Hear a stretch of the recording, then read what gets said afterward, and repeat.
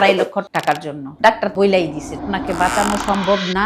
8টা chemo operation সব শেষ। তারপর হঠাৎ আরো 19টা রেডিওথেরাপি। হাজবেন্ড বইলাই দিছে সে আর আমার চিকিৎসা করাবে না। একটা রোগ, তারপর এক সময় পাশে থাকা মানুষটাও চলে গেল। আমার ক্যান্সার তার ভইরা যাবে এই ভয়ে সে দূরে থাকে। এখন তিনি বাঁচতে চান, শুধু নিজের জন্য না, ছোট মেয়েটার জন্য।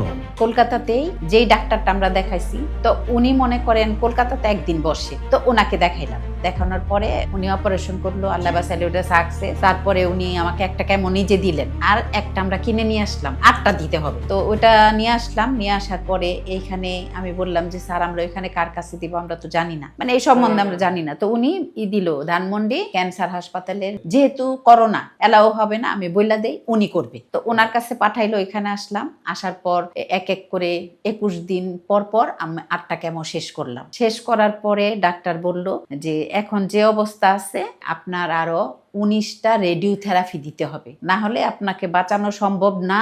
আর তো আমি আবার বললাম যে স্যার তো আমার তো কেমো দেওয়া শেষ, ক্যান্সারের রোগটা মারার জন্য কেমো তো যথেষ্ট। এটা ওই ডাক্তার বলছিল, বলে কি তার কথা হবে না, চিকিৎসা করতেছি আমি বলছি আর 19টা রেডিওথেরাপি লাগবে। ওইটা কি? বলে ওইটা আপনার ক্যান্সারের জীবাণু মারার জন্য একটা স্ত্রীর মতো জিনিস, ওইটা দিয়ে আমরা করবো, থেরাপি দিব। তা আমি স্যার কত লাগবে? বললো 2.5 লাখের মতো। আমি এখন এই বর্তমানে 8টা কেমো দেওয়ার পর, অপারেশন হওয়ার পর আর 250 টাকা আমার দেওয়ার উপযোগী আমার কেউ নাই। 13 লাখের মতো। ভাই বা আমার হাজবেন্ড তখন পাশে ছিল, উনি না থাকলে হয়তো এত দূর আসা হইতো না। দোনোজনে সহযোগিতা করছে, ভাইরাও প্লাস সেও। ওই যে 2.5 লক্ষ টাকা লাগবে, 19টা থেরাপি রেডিও, এটার পরে আমার হাজবেন্ড আর পাশে থাকলো না। বিশাল খরচ না? এতগুলি খরচ করার পর আবার 19টা রেডিও থেরাপি সে করলো, হাত ছেড়া চলে গেল যে আর আমার মানে স্যালেন্ডার, সে আর আমার চিকিৎসা করাবে না। পরে যাই হোক ওইভাবেই থাকলাম। ডাক্তার বললো যে আপনি মরেও যান, আপনার কিন্তু থেরাপি গুলা লাগবে, নাই ভয়াবহ অবস্থা আছেন। তা আমি জিজ্ঞেস করলাম কিভাবে? বললো আপনি সেকেন্ড স্টেজে আছেন, মানে খারাপ অবস্থায় আছেন,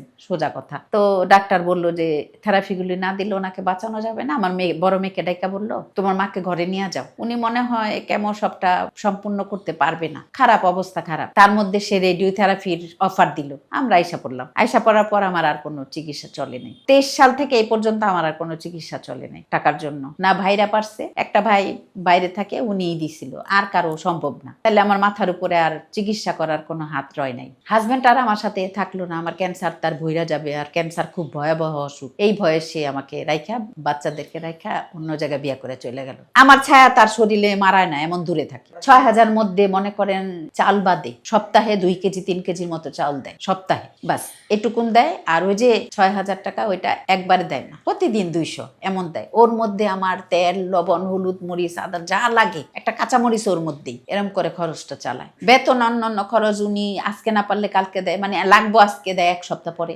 কিন্তু দেয়। এই জন্য আমি নীরবে আছি যে থাক, অন্তত বাচ্চাটার দিনটা তো চলতেছে, থাক। আমি যে কদিন হায়াত আছে আল্লাহ দিছে, ডাক্তার তো বইলাই দিছে যে একে আর বাঁচানো সম্ভব না, আর চিকিৎসা যেহেতু চলতেছে না, 19টা থেরাপি লাগবে, 2.5 লক্ষ টাকা লাগবে, এটা আমার পক্ষে সম্ভব হয়নি। তাই আমি চিন্তা করতেছি এমন একজন কারো হাত আমার মাথার উপর থাকুক যে আমাকে সহযোগিতা করবে। ভাই বাপ নাই যে ওরা আমার এমন ফ্যাসিলিটি আছে যে আমাকে সহযোগিতা করবে, বুঝছেন? এই জন্য একটা চিঠি লিখে প্রধানমন্ত্রীর কাছে আমি সেই বললাম না, পল্টনে গেছি, ওনার পার্টি অফিসে গেছি, ওনার বাড়ি ফিরুজায় গেছি, কিন্তু তার ধরা ছোঁয়ার বাইরে যে আমি খুব কষ্টে আছি, অন্তত পক্ষে আমার এই চিকিৎসাটা যাতে চলে, যে কদিন আল্লাহ হায়াত দিছে বাঁচি, অন্তত তার কোনো একটু সহযোগিতা আমার মধ্যে আসুক। মাননীয় প্রধানমন্ত্রী, আমার চিকিৎসার জন্য প্রায় কয়েক লক্ষ টাকার প্রয়োজন।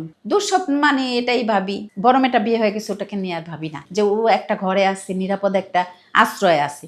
ছোট্ট মেয়েটাকে নিয়ে একটু ভাবনা, যদি ও ইন্টার পরে ওর একটা ভালো কোথাও রাইখা যাইতে পারতাম, একটা ঠিকানায়।